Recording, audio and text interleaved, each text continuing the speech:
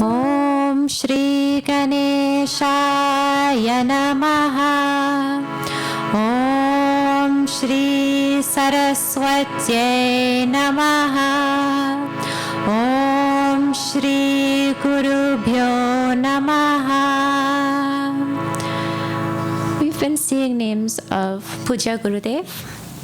108 names there are. Just like, I'll tell the children, your mommy will have a name for you. She'll, come, babe, come, honey. Come, sweetheart, come, angel. And then the grandparents will have a name. Oh, come, come, God's gift to creation. Come and sit with me. And then, they'll have the teacher who will have a name. They'll say, come, menace to society. Come in and sit. So these names, there are 108 names of Gurudev, Swami Chinmayananda. And these names are actually names that we should aspire to. They describe Gurudev's nature, they describe what Gurudev represents. But they're not just there for us to look and, skim through and flip the page. They're there for us to aspire to. How can we be more like that? So we'll chant a few names up until this 96 name. 96 names. Om Shastrodharakaya Namaha. Shastrodharakaya Namaha. Om Shuddha Sattvaya Namaha. Om Shuddha Sattvaya Namaha. Om Shruti Paragaya Namaha. Om Shruti Paragaya Namaha. Om Shrotriyaya Namaha. Om Shrotriyaya Namaha. Om Sannyasine Namaha. Om Sannyasine Namaha. Om Samabuddhaye Namaha. Om Samabuddhaye Namaha. Om Satchidanandaya Namaha. Om Satchidanandaya Namaha. Om Sarvahita Chintakaya Namaha. Om Sarvahita Chintakaya Namaha. Om Sarvahita Chintakaya Namaha. Om Sarvahita Chintakaya Namaha. Salutations to the one who wishes well for all, or who has the welfare of all predominant in his mind. When we go about and we do our actions, it's, how can I benefit from this? If I help that person, then, I'll look good. I'll feel better about myself. That person will be able to reciprocate that in some way or the other. Those might not be thoughts at the forefront of our mind. We might not be, a known evil. We not be aware of our durgunas. But in essence, our welfare of others is conditional. We expect some sort of thing in return. And that's why we say, I can't trust anybody anymore. You go out and you trust people, or you help them, you offer yourselves to them. And when they don't reciprocate, then you're broken. Your dependency is on that person or what they can offer back to you. But Gurudev saw this whole world as divine. Every single thing in this world, every good, every bad, everything in between was of divinity. And in that, Gurudev could only offer himself. And now there are different ways that people will get there. There's one goal that we're all aiming to achieve, but there are different ways of getting there. So Gurudev didn't say, everyone needs to sit down with a book in front of them and study, or else you're doomed to hell. Or, if you don't worship Bhagwan every single day, then you will go to hell. He didn't place any kind of fear or give any type of commandments. He gave the instructions of the Shastras. Very simple. And whichever path you are attuned to, you follow that thing. And in following that thing perfectly, according to dharma, according to the vidhis, according to the rules, when you follow that thing perfectly, then you will gain success in your own path, in your own way. So Bhagwan, the welfare for all wasn't that do things my way or else hit the highway. It was, here's the Shastras. I'm teaching this so that you can lift yourself by yourself. So Gurudev, this name that represents him, this name that represents that quality of him, is only for the benefit of others. He didn't go around teaching because he didn't have anything else to do. Right? He had a law degree, he had a journalism degree. He was very much an atheist. Right? He went to the rishis, Vishala, you just told us. He went to the rishis to expose the bluff of those rishis. He didn't believe anything they were saying. And then what happened? Well, joke's on him. Joke was on Gurudev. His own spiritual transformation occurred. So by him teaching this knowledge, 42 years of selfless service, and now we're celebrating this 100th year of Gurudev. Every single thing that he did was for the welfare. You know, a mother, the welfare, the only thing that's on her mind is the welfare of her children. And a mother who is so selfless will also, have the welfare or the mindset of all the children in the neighborhood. Right? Long ago it used to be the village would bring up a child. Right? Now they take that to complete extremes. Right? Now they don't need to be home. Nobody needs to be home. The children will raise themselves. But like a mother, her mind is only on the welfare of that child. She will not sleep that entire night and also go to work the next morning just to make sure that child is well for that entire evening. So Gurudev didn't have himself in mind. There was no duality between him and anyone else.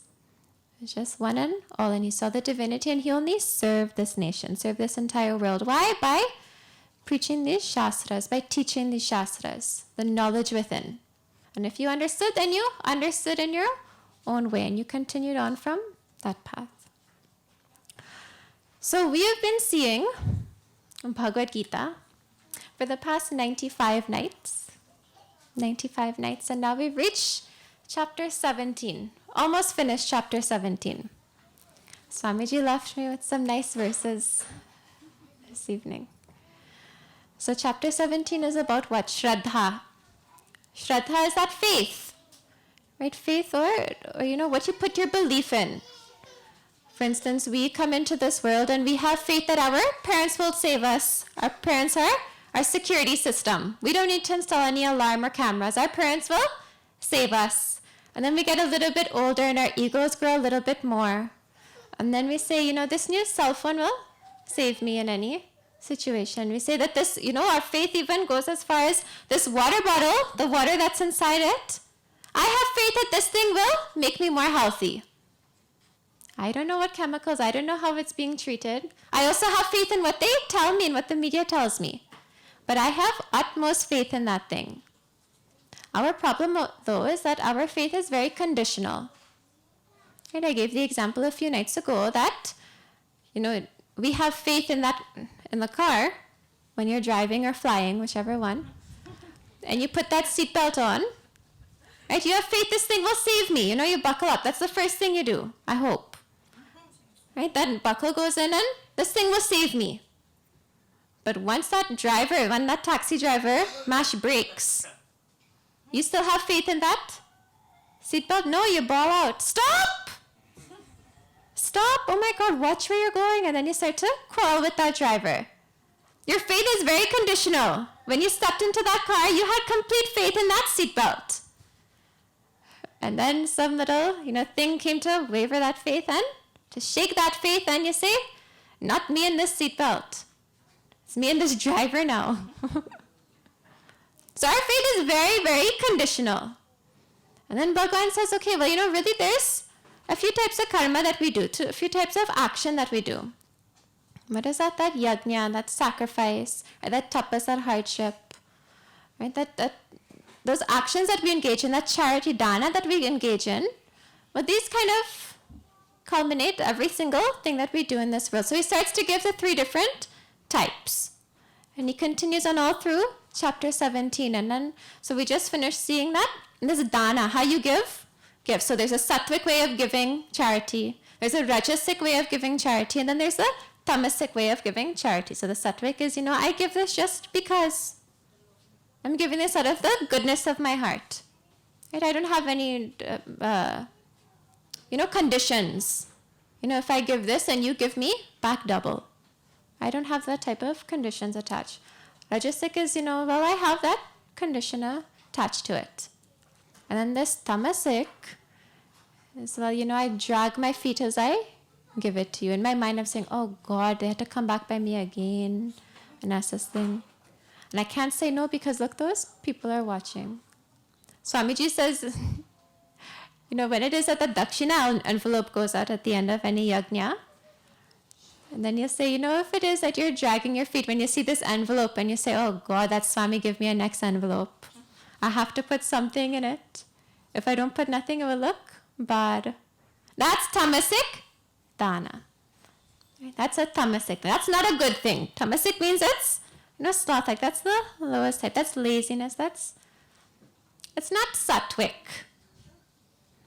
So Bhagwan says, okay, well, this is how the world is made up. This is the, variety of the world. And that's okay, because everything in this world is exactly how it is supposed to be. But now, Bhagwan's saying that the world is exactly how it's supposed to be. And we say, no, the world should be like this, this, and this. We have our own ideas of how this world should run. And we're very attached to that thing.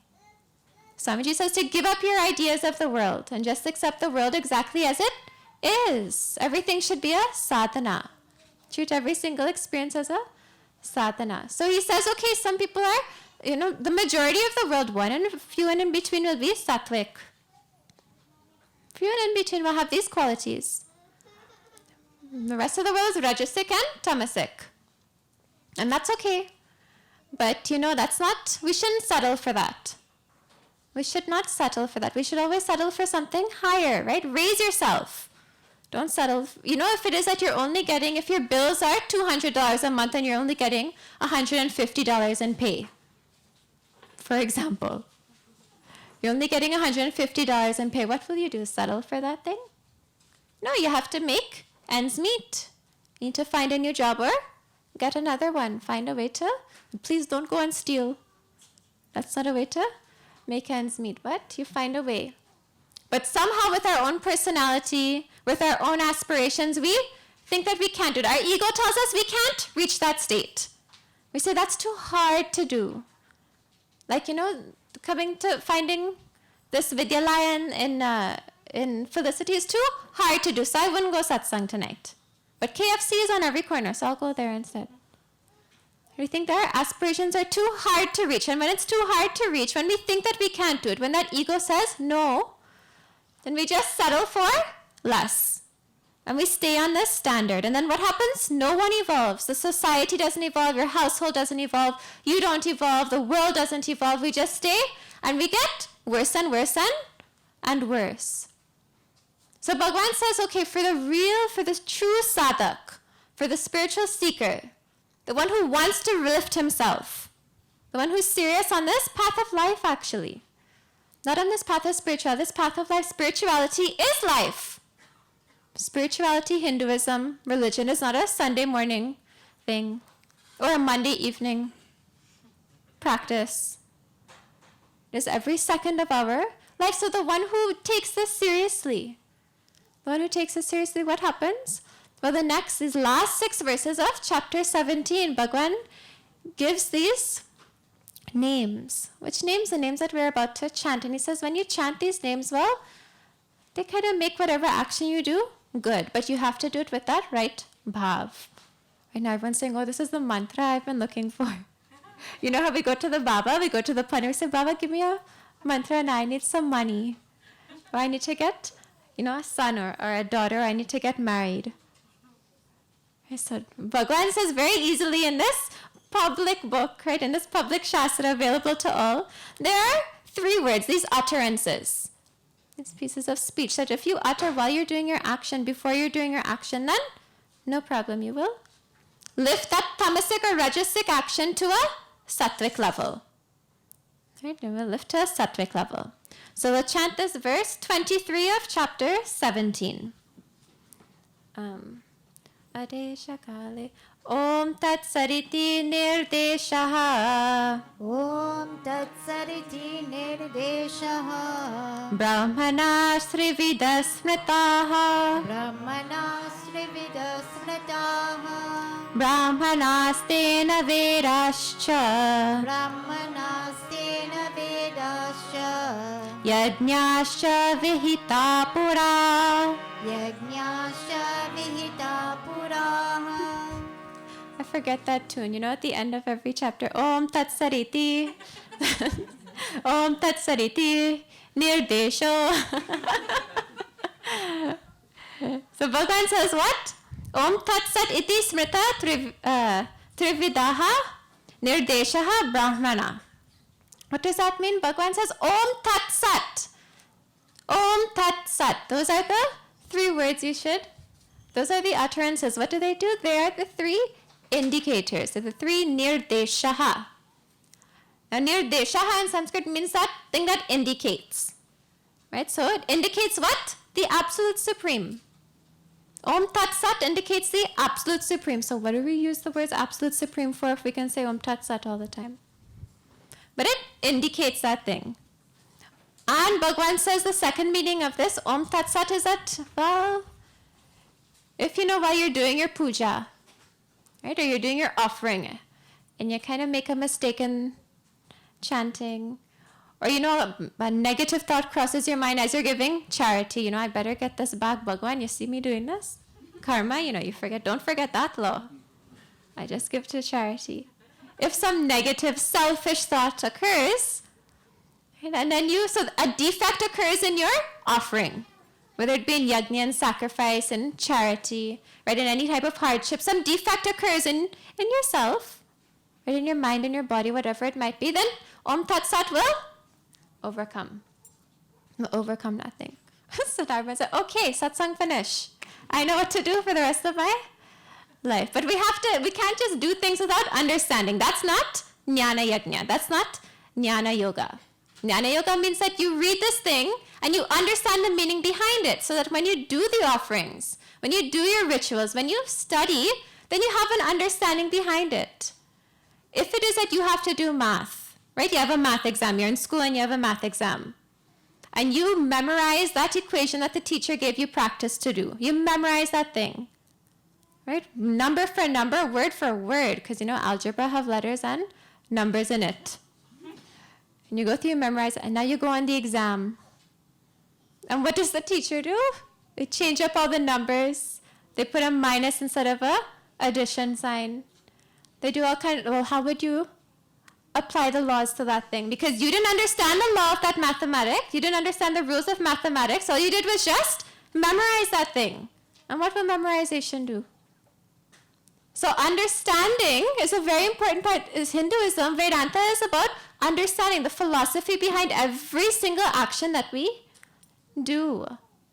But what do? We chant everything wrong, all the mantras wrong, and we go on and we do our offerings as though no problem. I know I'm chanting it wrong also, because I heard that the same mantra pronounced 3 different ways. I'm going to puja everywhere, I'm attending satsang, I'm engaging in Hinduism in some way or the other, and I've heard that same mantra pronounced 3 different ways, but I don't mind pronouncing as long as Bhagavan knows I'm just offering. So with the understanding, so Bhagavan says, okay, this Om Tat Sat is there. If you chant it, right, or if you keep that in the back of your mind, then your tamasic and rajasic actions, karma, will lift itself to sattva, but with the understanding. So these are 3 names of that supreme reality. Om Tat Sat. Om Tat Sat. So Om, Bhagavan says, we'll see in these verses, he expands on them. Om is chanted before any action. Chanted before. Right? So Om Shri Ganeshaya Namaha Swaha. Right? So we'll chant that Om in the beginning. And then that Tat is to keep in mind during the action. So while we're doing it, the action, then Sat is the attitude that action should be performed with. So the understanding behind these things. So from this Om Tat Sat, right, Om Tat Sat, so we'll go into the meanings just now, but from this Om Tat Sat, the entire world is projected. if this is representative of Brahman, of Bhagwan, of the Absolute Supreme, then how could it not represent the entire world? Right? So this entire world is projected from this Om Tat Sat. So the reality, or this world that we live in, will come into existence. It will be sustained in this existence, and then it will merge right back into this Om Tat Sat, this Bhagwan. So it's like, when you see the ocean, not Shakashakari water. Shakashakari water is very calm and nice. But when you go Maracas Beach, and that water is, the waves are hitting the shore and going back and rising and coming down. Well, there's froth at the top, right? Or the wave itself. Now that wave is rising out. It's coming out from the ocean itself, and then it's being sustained by that force as a wave, and then it's merging right back into the ocean. So this entire existence is that same occurrence. And it comes from where? Om Tat Sat. So Bhagwan is expressed in these three gunas. The same Sattva, Rajas, and Tamas. And this entire world is made up of those three gunas.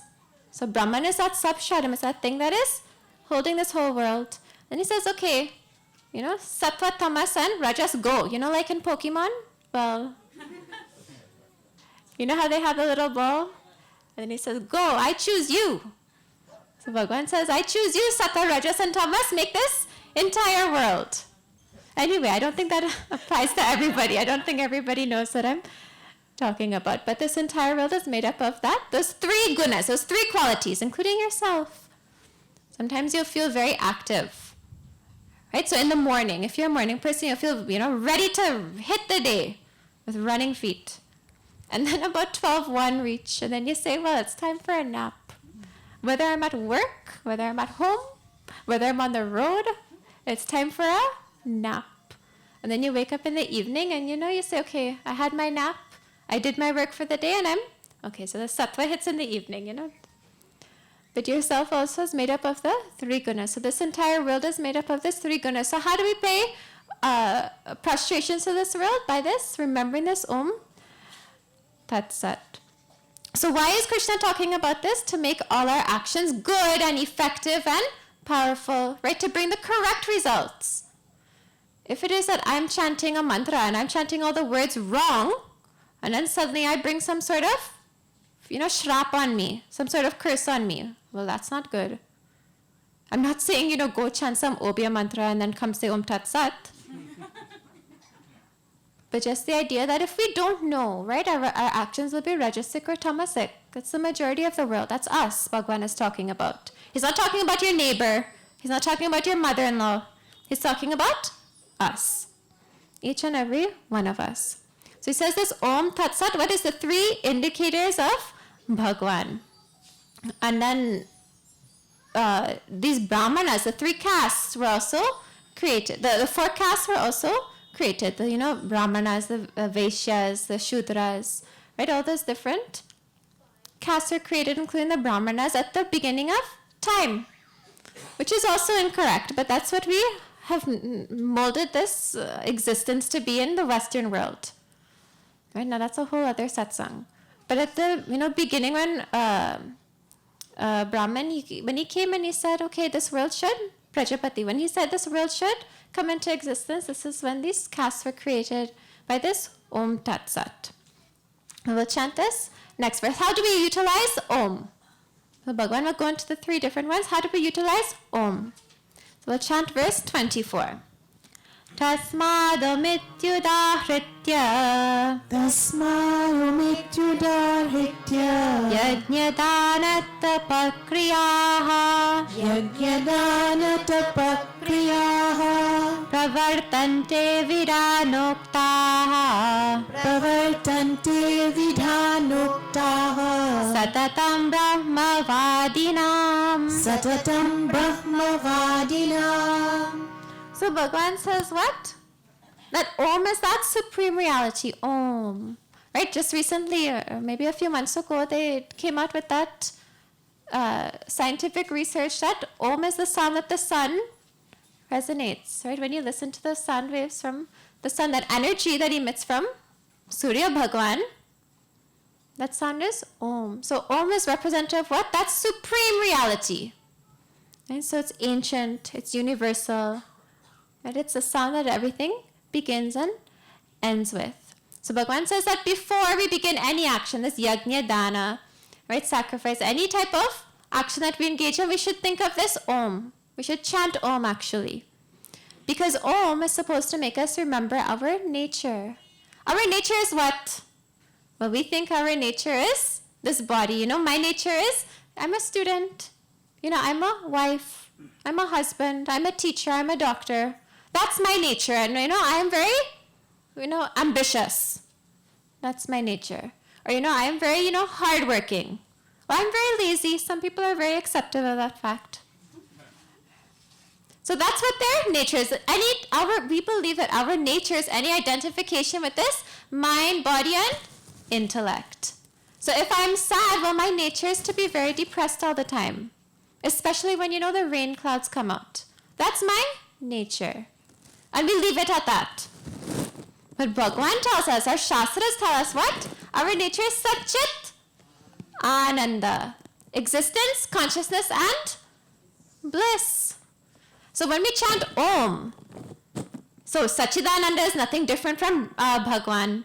How could it possibly be? How could there be anything in this world other than God? In every religion we say, okay, God is omniscient, God is all-pervasive. And then we say, I am going to reach God. So first we say God, we're all one with God, and then we say, but God is something other than me. How does that make sense? Well, our problem is that we just listen and we have faith in the world, right? We're very trusting. We have faith in the whole world. Shraddha is why we are here, actually. We come into this world with faith. Our jiva comes with that, samskar, with that past impression of faith. So we believe anything that anyone tells us, but Bhagavan is telling you that your nature is Satchit Ananda, and this Om is representative of Satchidananda, and Satchidananda is Bhagavan, is Brahman. Brahman, this entire substratum of the entire world. And it's our own self, this Atman, Bhagavan, that expresses itself as every single experience in life. So every thought that I have is Bhagavan. The power to allow that thought to run is Bhagavan also. When it is that I get angry over something, that anger is Bhagavan. The situation that caused that anger is also Bhagavan. When I act upon that anger, the act itself is Bhagavan, and whatever I do is also Bhagavan. The consequence is also Bhagavan. There's no space between Bhagavan and this world. So Bhagavan himself expresses as every single experience. So what it is now, I go and I do my offering at the puja stal. Right? I go and I make up my own mantra. I say Swaha. Oh Bhagavan, money, money, money, Swaha. Oh Bhagavan, make my neighbor get sick. Oh Swaha. Oh Bhagavan, let the Prime Minister put a holiday tomorrow. Swaha. We go and we make up our own mantras and we offer it. Now Bhagavan has provided the rules. He gave us our manual, many manuals. How many scriptures do we have in Hinduism? Thousands we have, tens of thousands we have. And not only in Hinduism, we have in other religions also. If you don't want to take the time to learn this Hindu religion, then go to our next religion and follow that thing properly. Gurudev used to say, if you're a Muslim, be a good Muslim.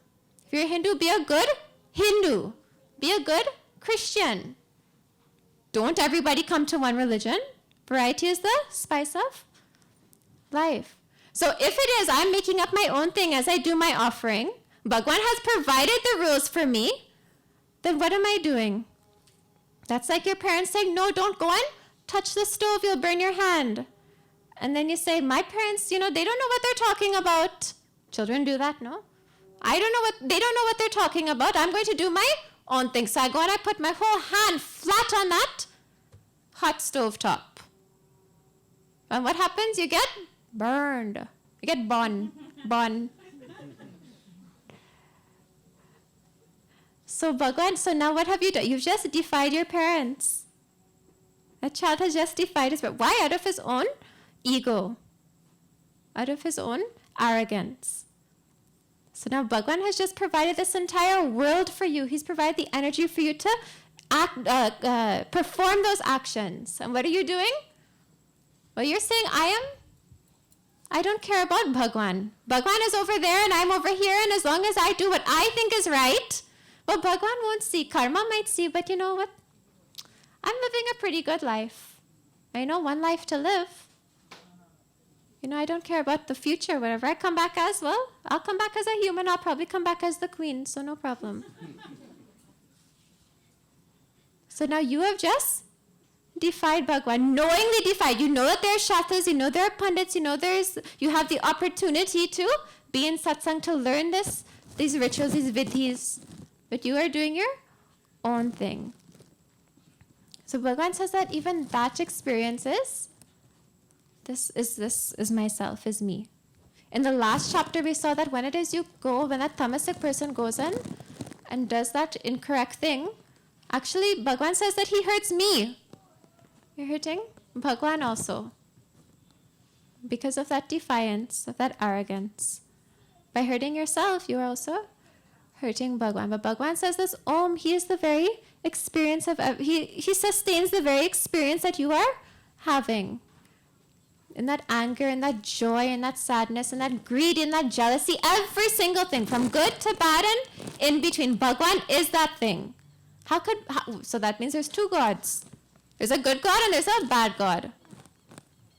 Named Satan and Jesus. But now, okay, that's okay. There's Yama and there's, Indra. Fine. But then what's the substratum of keeping those two in existence, in those lokahas, in those worlds? Bhagwan says, I am that thing. And when it is I go to perform an action, that Om is supposed to be said first. And when I say that Om, I am supposed to remember that Bhagwan is the very substratum of every single action that I do. So when it is that we remember that nature, right? When we remember that Om, we remember that nature, and then we do the actions, that powerful sound, that Om, right? That Om sound should cause us to forget our identification with our ego. When it is, remember that now you have any choice in what will happen to you tomorrow. You have any choice in what will happen to you on the way home. Or what will happen to you in 1 year from now, in 10 years from now, in 50 years from now. In 100 years from now, you could also still be living. We don't know. And now you're 85, so in 100, you'll be 185 and you're still living. Chances are probably not, but you very well could be. We don't have a say in that thing. So Bhagwan, so that means, what is it? Our ego tells us what's going to happen. We try and control this entire world. Bhagwan says, you go ahead and you believe that. But I know the real truth. Like that father who's driving and he says, with his young child in the seat beside him, in the passenger side. That father's driving and he says, I don't have much gas left. We have to get to that gas station. I hope we have enough gas. That's like me and my car. I hope I have enough gas to get to the next place. And then what happens? That little son says, Daddy, don't worry. I will push the car and we'll reach there. And what does he do? He puts his 2 hands on the dashboard and he pushes and he says, go, Daddy, come on, we can make it. I'm pushing the car for you. Is that child really having an effect on the movement of that car? No, but he thinks he is. So we think that we have control over this entire world, but really Bhagwan is the one who has that control. So when it is that we chant this Om, we're supposed to forget, we're supposed to completely disidentify with this ego that thinks that it controls every single thing. Or any type of emotion that will manifest in us. We disidentify with a thing, and what do? We re-identify with the entire substratum, with the entire world, and that makes every action good. If it is I disidentify with, that person did me wrong. That person did me wrong, and I don't let anybody walk all over me. So, I'll give them this, plate of food, but I'll hide a scorpion pepper inside and give it to them. Right? You disidentify with that thing. When they ask for something and you give it because you understand that badness that would have happened previously is also Bhagwan. That bad thing that happened, that experience is also Bhagwan. You are Bhagwan, that person is Bhagwan, the act of giving is also Bhagwan. We see that in chapter 4. We chant before every meal. Om Brahmarpanam Brahmavihi Brahmagno Brahmanahutam Brahmeva Tena Gantavyam Brahma Karma Sumadina. What does that mean? It means that I am Brahman. The spoon that I am offering into the fire is Brahman, is Bhagwan. Brahman is Bhagwan. That fire is also Bhagwan. Everything in between, everything is Bhagwan only, Brahman only. So you disidentify, when you chant this Om, you disidentify with all the negativities, all your durgunas, all your defects. There are defects that we have in us. You disidentify and you do that action, you do that yajna, you do that sacrifice, you do that, give that charity. So Bhagwan, he actually gives us sadhana in this verse 24. It says, Tasmad yajna dana tapaha kriyaha vidhana ukta brahma vadinam satatam pravartante udahritya om iti. Bhagwan says, what he's saying here is that according to our scriptures, any action that we do, performed by the student, performed by that sadhak, performed by the one who wants this knowledge, who wants to be released from all this ego. It should be done with keeping his mind on God, on me, on Bhagwan. Chapter 8, Bhagwan says that also. Remember me as before you do your action. This is a sadhana. If it is that you are true on this path, then following our injunctions from the scriptures, then you keep your mind on God only as you do every single action. So do your duty and remember your nature. Remember God as you do it. And it's not that, when they say, remember your country. As you go, remember your country. Does that soldier keep in mind the national anthem? No, he keeps in mind all that the country represents, what it symbolizes, right? That nationality that he identifies with. So when it is we say identify with God, right? Keep God on your mind. It's not that you remember a mantra. You remember what that mantra symbolizes. You remember what that murti symbolizes. So if you remember Ram, you remember compassion. Keep compassion and kindness only in your heart. And then Bhagwan goes on to that next word. What is that? Tat. So let's chant verse 25. Tadityana bisandhyaya. Tadityana visandhaya. Tadityana bisandhaya. Tadityana visandhaya. Palam yajñatapakriyaha. Palam yajñatapakriyaha. Dana kriyascha vividaha. Dana kriyascha vividaha. Kriyante moksha kankshibhihi. Kriyante moksha kankshibhihi. So this tat means that. In this tat. So while performing actions, I should keep this in mind. He says, Yajnaha tapaha kriyaha vividaha dana kriyaha kriyante anabhisandhaya palam moksha kankshibhihi.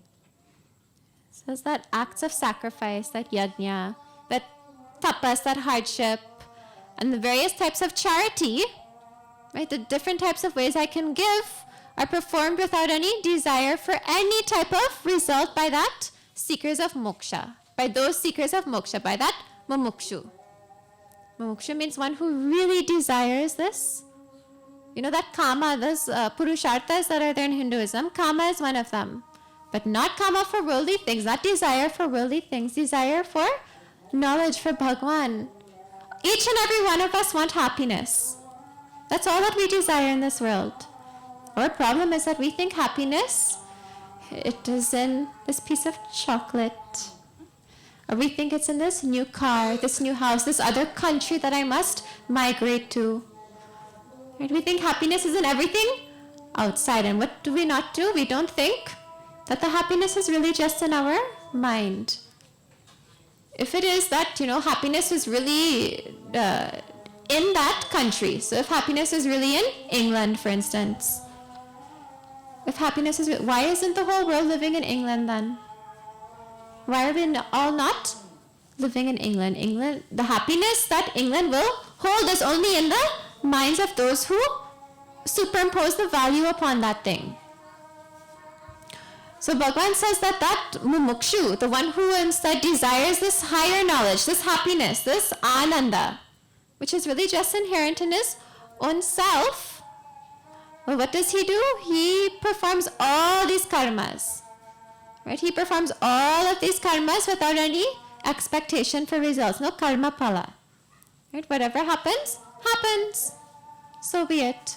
If it is so many people will go and, give hundreds, thousands, millions of dollars in charity.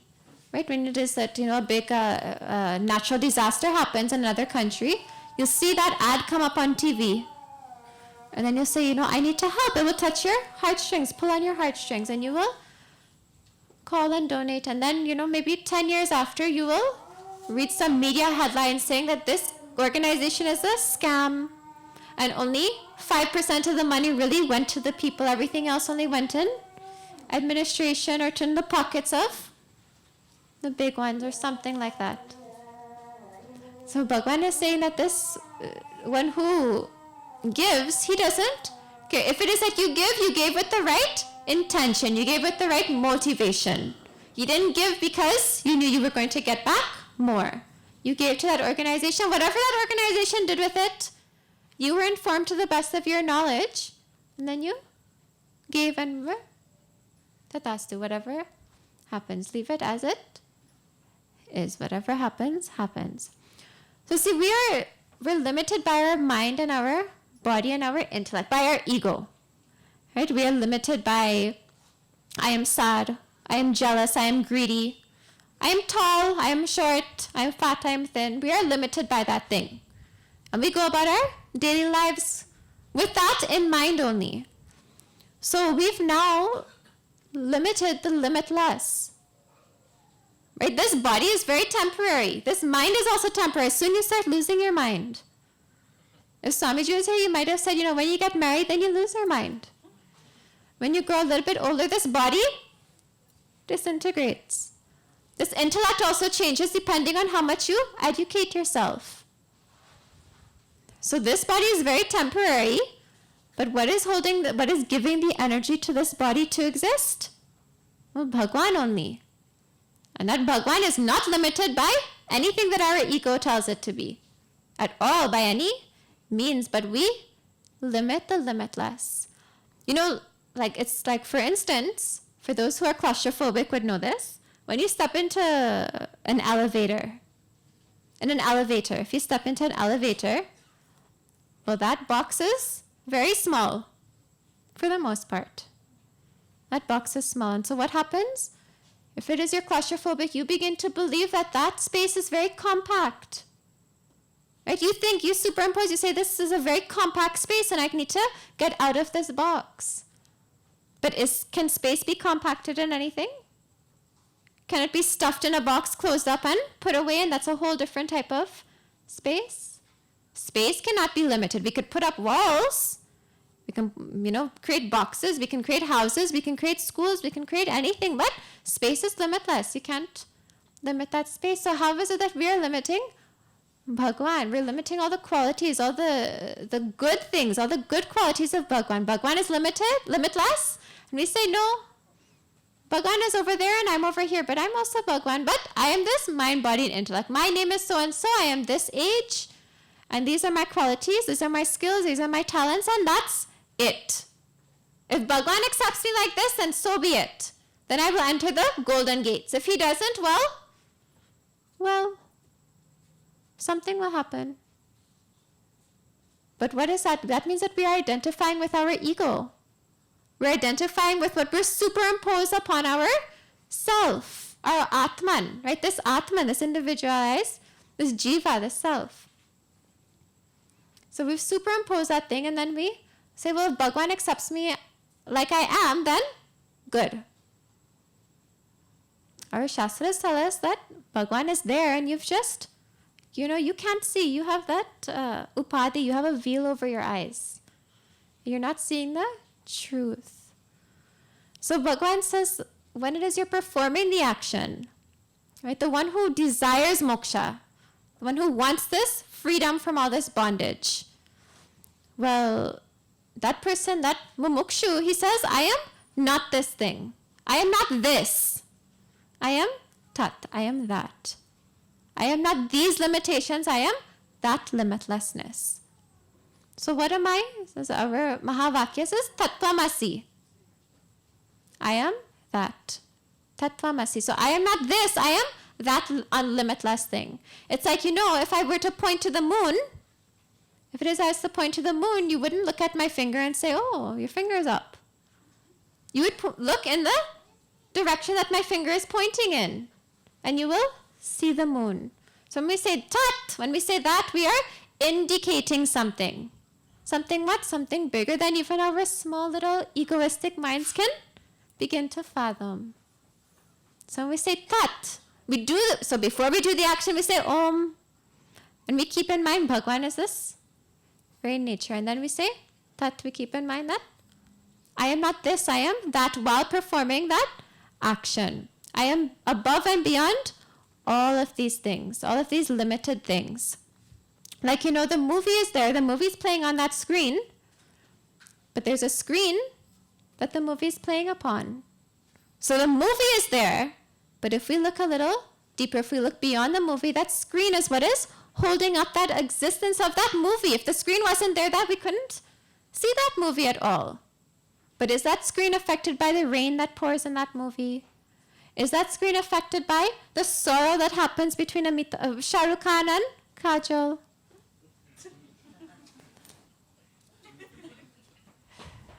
कुछ कुछ होता है. But that screen is not affected. We're affected by it. The characters in the movie, that movie is affected by that screen is not. That screen is beyond all those different qualities. So Bhagwan says when you're doing your action, you're using this body as a transactional tool. Right? You're using it. You need a body to perform. You need a body to do puja. You need a mind to be able to say those mantras. You need an intellect to be able to choose, this is number 1, 2, 3, 4, 5, and this is the order I have to go in. You need these things. But don't identify with these things. So in every action of a mumukshu is that of dedication and that of detachment. Right? That of dedication. So he's not attached to the phala. He's not attached to the fruits of that action. But he offers himself in every single action. It's like, when you offer naivedyam. Right? That step in a puja. When you offer that naivedyam. And then when you offer and then you go and you put it back in the rest of the basket, then it becomes prasad. So I don't like to say when you take it from Bhagwan. But when you remove that thali from in front of Bhagwan, that murti, then you becomes prasad. But you offer the naivedyam. It's like you offer all your actions in dedication to Bhagwan, just keeping Bhagwan in mind. It's only by Bhagwan's grace that you're even able to perform the action. So that mumukshu, he offers everything. He keeps in mind that tat. Right? He keeps in mind that thing. Right? I am not this, I am that. And it's going to take time for me to get there, but I'm on the path. I have the right intention. So then Bhagwan, he goes into, there's another word. Sat. We can't end the mantra halfway. We can't end the sing halfway. Or 2/3 of the way. To go all the way. So then we chant verse 26. Swabhave sadhu bhave cha Sadbhave sadhubhave cha sadityetat prayujyate Satityetat prayujyate prashaste karmani tatta Prashaste karmani tatha prashaste karmani tatta Prashaste karmani tatha Sachhabdha partha yujyate. Sachabdha partha yujyate. So Bhagwan says this last word, Sat. Sat, Satchit, Ananda. Sat is existence. So this word actually has Three meanings. So Sat is existence. And then he says Sadhu Bhav, right? So that Sadhu Bhav means that bhav, or that attitude of goodness. And then auspiciousness is also there. Those three. So the bhav that should be kept in mind is this dedication and detachment, which you just talked about. And then what? That Sat, that existence, means this reality. Everything in this world is real. But what do we see? We see the unreal. Everything is divine, but we see everything as good or bad. Right? The anger that somebody causes you is an opportunity for sadhana. It's for you to see, well, what defect do I have that is causing this anger in me? You know, I use this example so many times. When it is you have to light a match to light this diya. But that match has to burn itself before it can light anything else. So what is the defect in me? But what do? We say the defect is in that person. You know, what's wrong with them? Why can't they go and fix themselves? So this whole world is divine. Bhagwan has made up every single thing in this world. Every single thing. The thought that person has just, that the words that they've spoken, the sound wave that has come into your ears. Every single thing Bhagwan is. He is that very thing, that existence of that thing. So everything is real alone, and what do? We think that everything is not.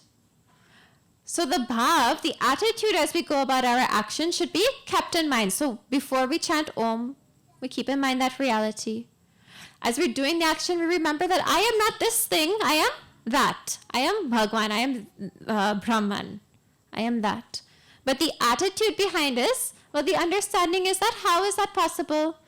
Because Bhagwan is this very existence. He is the reality. See, there are two ways to see this world. One is that, you know, this Jagat is an expression of divinity. This Jagat is an expression of divinity. So it's real. Right? Once you have that vision, then the world is real. Or if you see everything as name and form and that's it, then that means it is unreal. If you see everything as name and form, and that's all that you see, then it is unreal.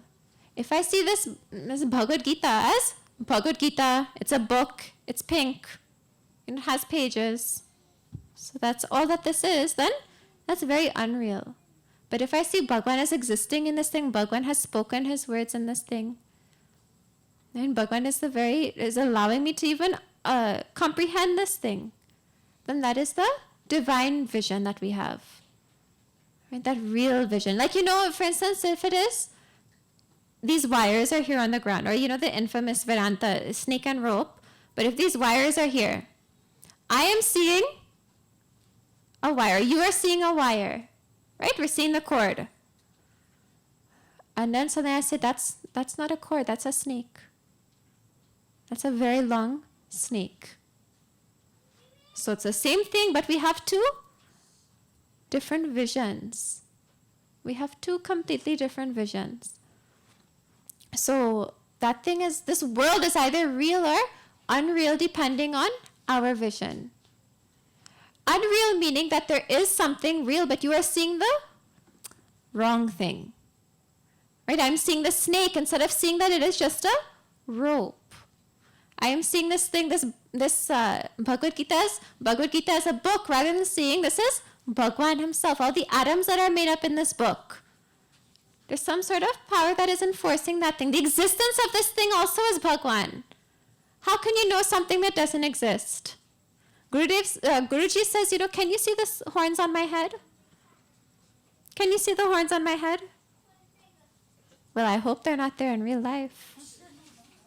But some of you, we might have just imagined. So they're existing in your own mind.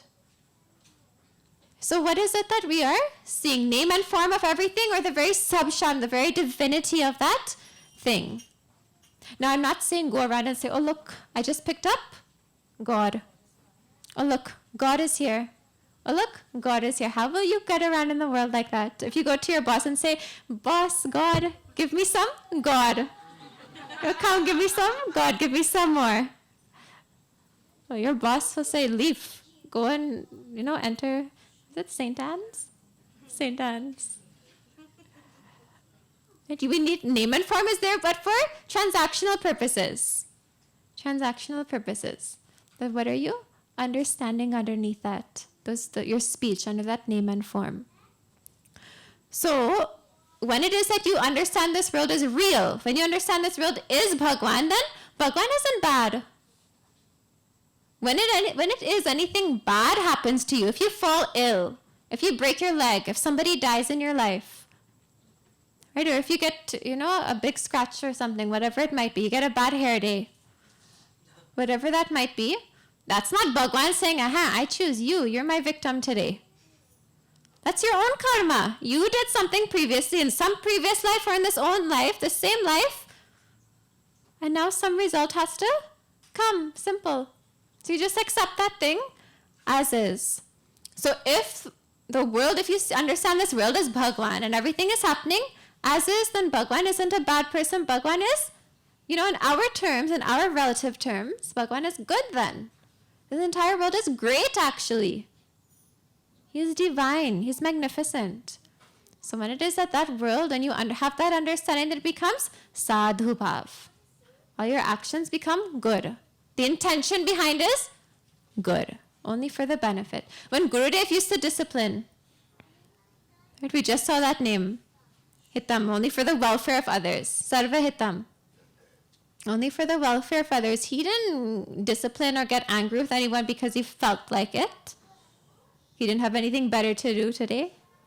He did that to make your back straight, So we talked about that. Right, to put you in, pull up your socks. Right? What? Pull up your belt. Buckle your belt. Whatever it might be. Pull up your pants. Right? Stand in a straight line. Get yourself in order. Become disciplined. Right? Become disciplined. So when it is that sadhu bhav is there, you'll use these emotions for a transactional purpose, but your intention behind will only be for the benefit or the welfare of others, nothing less than that. And you also won't be fooling yourself. Many of us think, I'm being mean to that person or I'm hurting that person, but it's for their own good, It's for their own good. You don't have that call to make.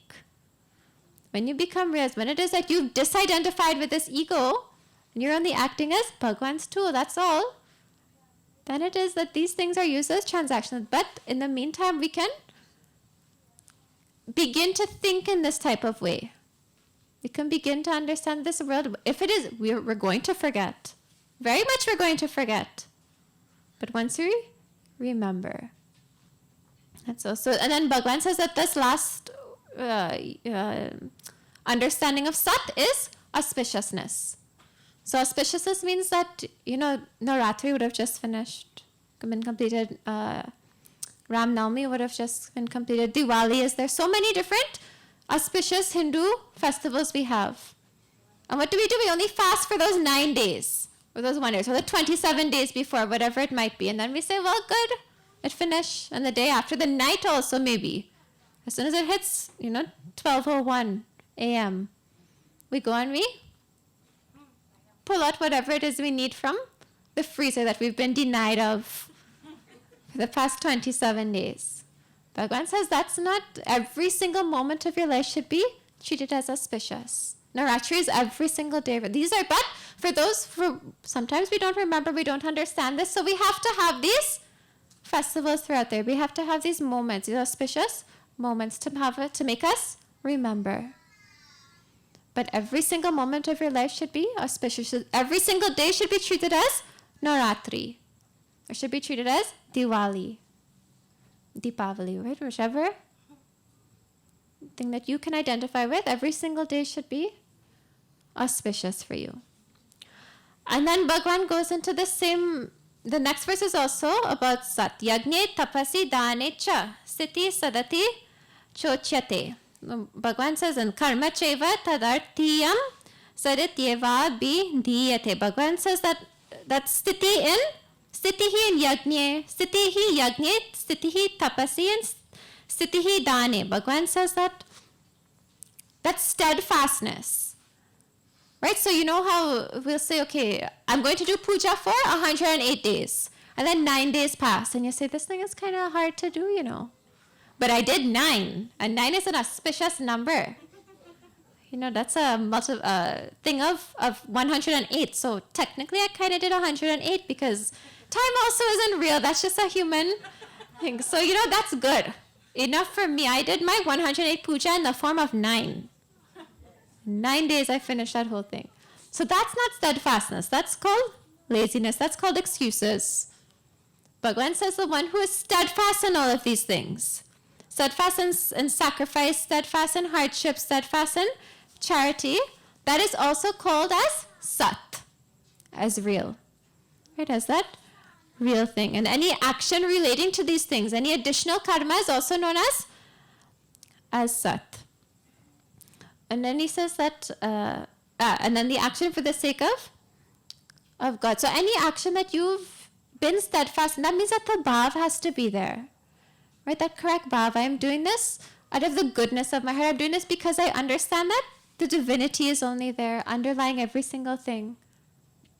So I have to do this. As Swamiji says in this yesterday he was saying, when you give because you've realized that you need to make a contribution to this entire world. Just like, when I was reading today, studying, they said that Mahatma said that offering is like, that rain offers that water to the river. And that river offers that water to the land. That land offers that water to the plants. That plant offers that nourishment to an animal or to human beings. Now imagine if one of them decided to stop offering. The river said, I'm not giving anybody my water. This water is staying right here in this stream. What will happen? Well, our world will cease to exist. So everything in this world except for human beings realize that they have some sort of contribution to give back to this world because it's this world that is sustaining us. This world that is sustaining us. If you have a right heart and you realize that your parents brought you up from before you were even born, then all that you could do is pay them back for the rest of their lives. Bhagwan has sustained us from the very conception of, Jiva is beginningless, so. But Bhagwan is the one who sustains us through every single thing. And how does Bhagwan want to be repaid? The Guru doesn't want to be repaid with dakshina. The Guru doesn't want to be repaid with, massage and squeezing his foot. The Guru wants you to live his teachings and to share that knowledge also. To give back in the best way that you possibly can. So Bhagwan also, Guru is only Ishvara Amsha, partition of Bhagwan himself. So what do? We have to do all of our karma with that same correct bhav, keeping this Om Tat Sat in our mind at every single moment. Every single moment. If we forget, then remember. Simple. If you forget, then remember. That's all. It will take time. It will take time. But Mahatmas didn't become Mahatma in one day. That is lifetimes and lifetimes and lifetimes of studying, of desiring this knowledge, of desiring this moksha. And then this last verse says, what? Ashradhaya hutam dattam. Ashradhaya hutam dattam. Tapastaptam kritam chayata. Tapastaptam kriyam chayat. Asad ityuchyate partha. Asad ityuchyate partha. Nacha tat pretya no iha. Nachate pretya no iha. So we talked about Shraddha in the beginning. Bhagwan spoke of Shraddha. Shraddha is what keeps us going. Right? We could only continue on if we have faith in something. I have faith that I can do this. I have faith that Bhagwan will support me. I have faith that my boss will pay me. That's why I'm doing this job day after day after day. But if it is that we go through these actions that are given by our scriptures, or we go about our everyday actions not in accordance to our scriptures, and that means that you are doing it without any faith. You're doing it for the wrong reasons. That's what this means. And when it is that you do it for the wrong reasons, then it is asat. Asat meaning it is not real. It isn't. How is it not real? Because any type of offering that we do with this correct type of bhav, with this shraddha, right, faith, this I am giving out of the goodness of my heart because I know that I owe the world, or I know that whatever result that will come is what I need to accept. It's exactly how it's supposed to be. When it is that we do our actions like this with this bhav, these yajna, tapas, dana is supposed to connect us back to the entire universe. This Om Tat Sat is supposed to connect us back to this entire universe for the moments that we've forgot. You know those times when you forget? When you remember. And anything that takes you away from that remembrance, anything that takes you away from that connectedness is unreal. So we see name and form around us everywhere. So what happens is that we aren't connected to our true nature. We only see name and form, and how will that thing benefit me? Without me putting much effort in. I don't want to put much output, but that thing must give me much more back. So that's taking us away from our true nature. That's making us identify even more with our ego. That greed and that jealousy, that thing that is taking us away from our true nature.